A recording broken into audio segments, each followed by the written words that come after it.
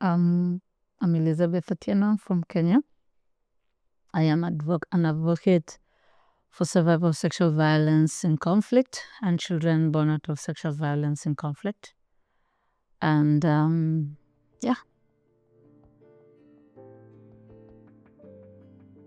ICC for me means hope and justice for survivors who have suffered different human rights violations. Yeah.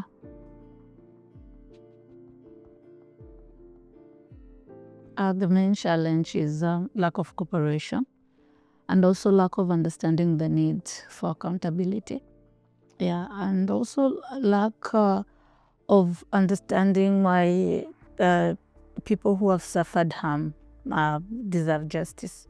I think that is the, but also lack of proper information on what reparation is, because our government thinks that reparations are very expensive, which I agree they are, but I think they've never had the interest of understanding better what reparation is and what reparation means to survivors of different human rights violations. Yeah. First of all, survivors' inclusion in every proceeding and in everything that the ICC does. Proper relationship, good relationships with the survivors, because the survivors can play a very big role in improving the relationship of the court with the state members.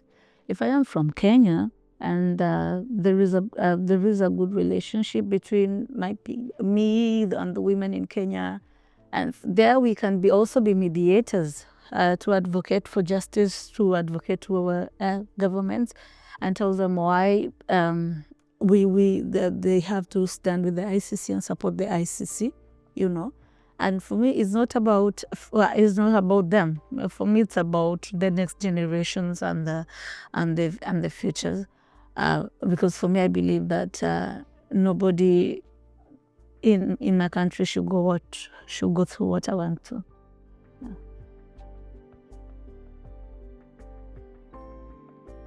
For me, survivors center justice means to me,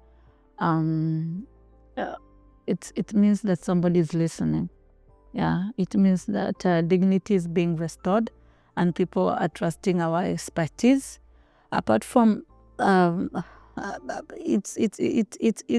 it also sends a strong message to a lot of people who think that survivors are just meant to be recipients of justice, but not partners in the process, because a lot of people think that a lot of people believe that survivors are not educated people, so they cannot come in these spaces and speak for themselves.